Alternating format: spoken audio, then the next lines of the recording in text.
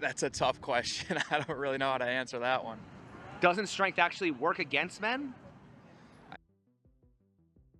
How does being physically stronger benefit men if they're burdened with being a protector and a utility, the liability of being a potential predator, and can never be seen as victims?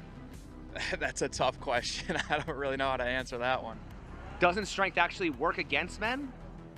I mean, I guess it would work against men in the fact that we have to be out on the front lines, but like that's our job, you know. We're supposed to be protectors and protect everybody else. So it's a double-edged sword, but that comes with the responsibility.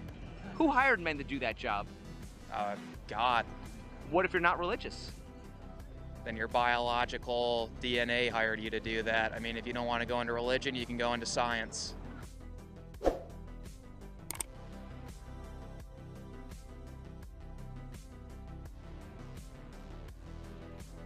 What's going on? This is the Silver Stranger 01. Be sure to like, share, and subscribe. Strangers gather as the world is on the verge of shatter. Let's get into it. Because that's If you don't want to go into religion, you can go into science.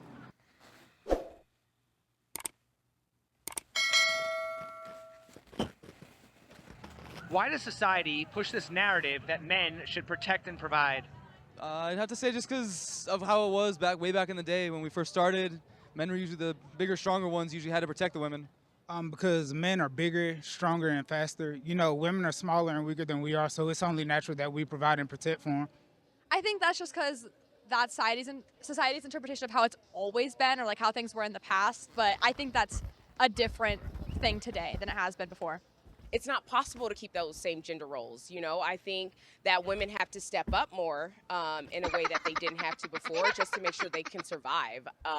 It's expensive to live in this world today, and I think men and women have to pull the same weight, in my personal opinion.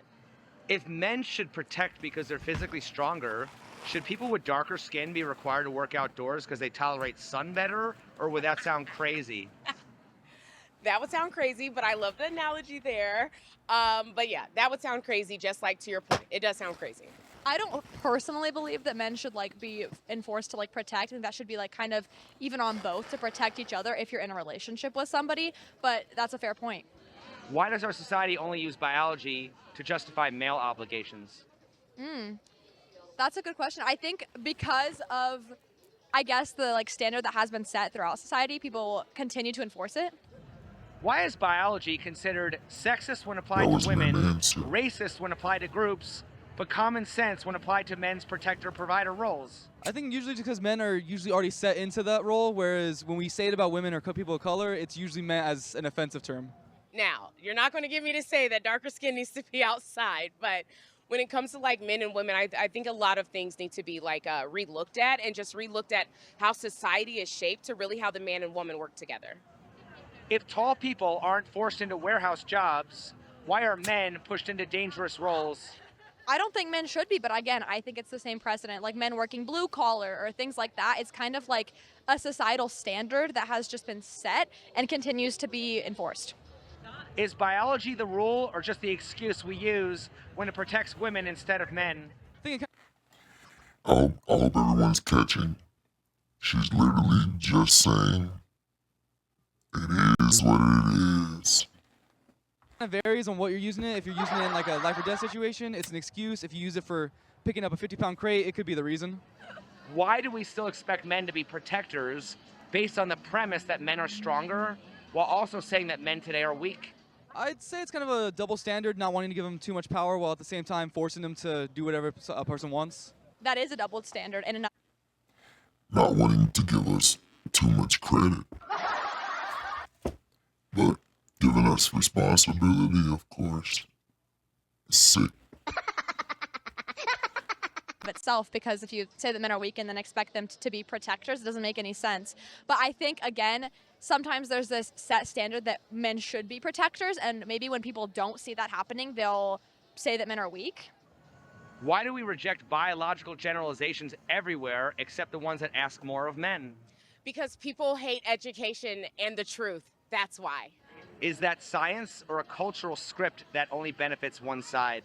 a cultural script that definitely benefits one side. I think scientifically, obviously, men and women are different, and that's like a known fact. But I think that when whatever side you're argues, they're going to use it to benefit what they believe.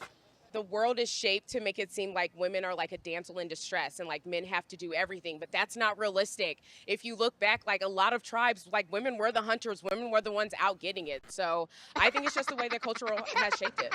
Why are those tribes no longer around? That's a great question. I have no idea. If women have better fine motor skills, should they be required to do all the careful or detailed jobs? Depends on if they know how to do the job better than a man would. Or do we only believe in biological destiny when it dumps risk on men? I don't think so. I think that there's differences, but both have like sort of benefits and weaknesses, but can do both jobs, if that makes sense. Like a woman could be a protector and a man could use fine motor skills. It's just might be a little bit more difficult. Why does biology matter only when it supports a traditional gender role? I'd have to say, just to be honest, it's because we're used to, so we just continue on because it's comfortable. Who decided which biological facts count and which ones get ignored? Whoever was in charge at the time. Who's in charge right now? Usually men. I think that changes, you know, when the woman has to, you know, is expected to be at home and not work and just cook and clean. I think it changes depending on circumstances. But are women still expected to be at home cooking and cleaning, or is it their choice to do that? Literally, they can't because society is way too expensive for a woman to be at home and a man just to work. You have to be able to live. You both need to be out working with a job. So why are there so many women who basically expect to be taken care of and are looking for a man to be the sole provider? Because they were raised wrong. I don't know. I'm like the wrong person to say that. Women should be out working just like men are. If you want to both be successful, help your man be successful and be out there just like him. Do weaker or smaller men lose their man card simply because they don't match the biological script society expects? I think sometimes, yeah, sadly. I don't think it's fair because what are you going to really do about that? But I think that, yeah, I've seen that before. Why is male identity tied to performance rather than personhood? I don't think it should be, but again, I think it is because of this sort of like cultural idea that men should, like you said, protect and provide and be like more manly in a sense. Mostly because men have always been looked at as a performance type style, less of who they are as a person. Why don't we change that? Hard for most people to do that, yet we're trying to slowly but surely with the men actually being open about who they are as people.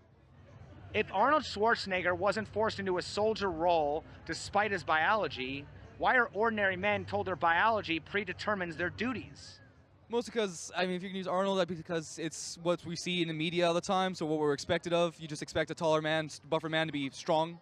I don't think they do that anymore. Now, they haven't done that since, slavery. They look at somebody and say, oh, yeah, you look good, like you would be on the field, so then they put you on the field. So, you know, that's like them, making everybody be in the Army. They don't do that so much anymore. It's more free will. Now, somebody's going to look at you and say, oh, you're 6'7", you should play basketball. Well, that just makes, I'm not going to say sense, but you're tall, one would think. But I don't, as much as it used to be, I don't think it's that bad anymore. If we don't assign jobs based on physical traits, why assign relationship roles based on them?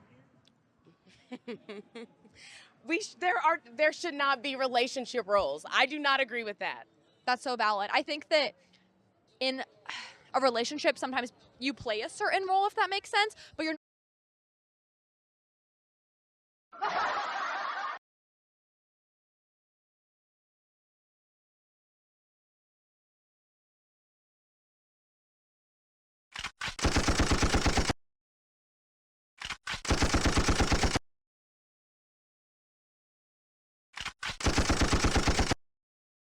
not required to.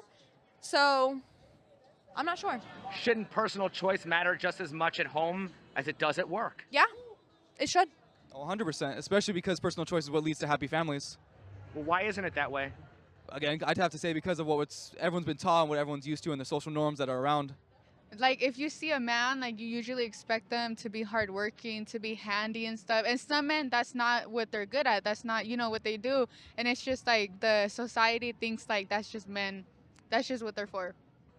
Why are biological arguments called oppressive when they restrict women, but traditional when they restrict men? I think both are oppressive equally. It's not fair to tell somebody, man, woman, whatever, because of their biology that they can or should play a certain role. Mostly because for women, they've been able to stand up a little bit more for themselves and have the chance to stop biological repressions. Why aren't men able to do that? Usually seen as less if you do try to, or it's not quite as accepted as it would be for like if you were a woman, for example. Is that equality or selective empathy? I'd say it's selective empathy because you can look at a woman and say, oh, it sucks that she's hurting, and see a man in the same situation and think, oh, well, maybe he deserves it. Not every woman can take themselves outside of the idea and the world that they're living just to see, one, how a man lives and what a man has to go through. That's why I feel like it's selective. Not all women live that and understand it. Why do religious people who believe in freedom and also free will push a narrative that men and women are locked into roles based on biology? That one I have to say just because it's not exactly free will. It's free will based on what they wish and less of what's actually accepted.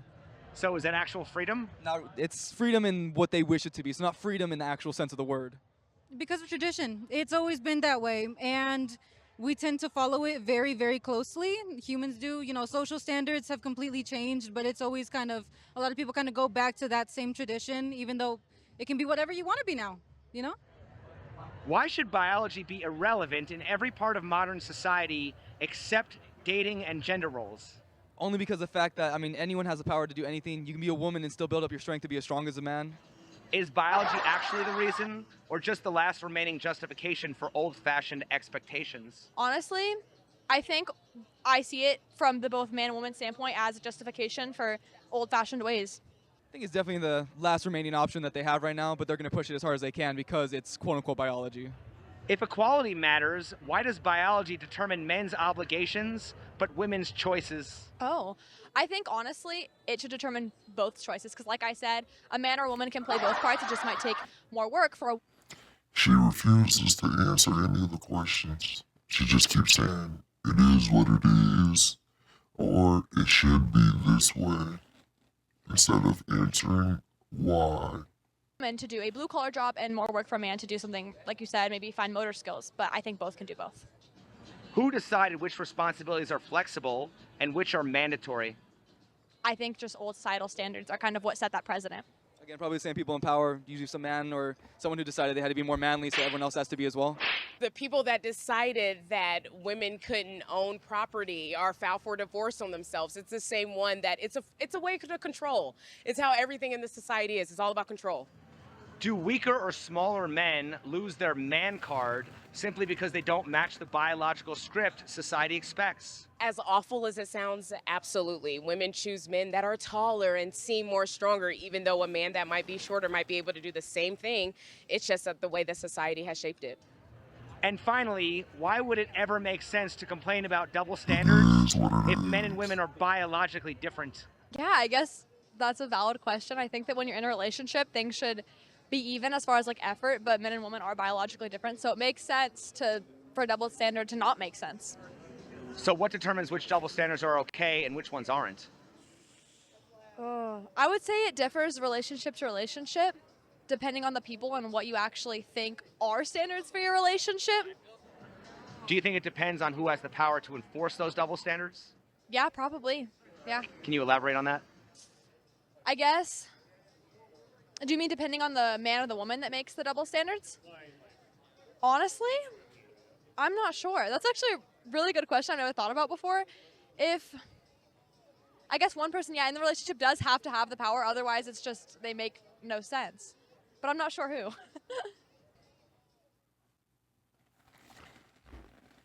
Finally, the truth comes out. Well, appreciate everyone if you're still watching. I hope that you've taken the time to like, share, and subscribe.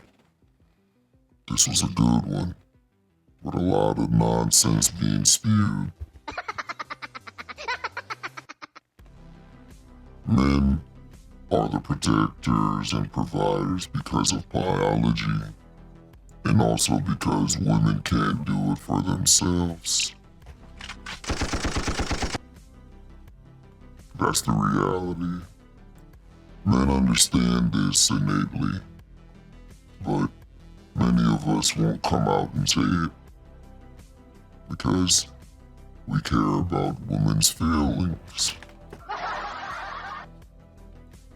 In truth, the position men play, we play because we're the only ones that can play this position. As always, stay dangerous, my silver strangers. Peace.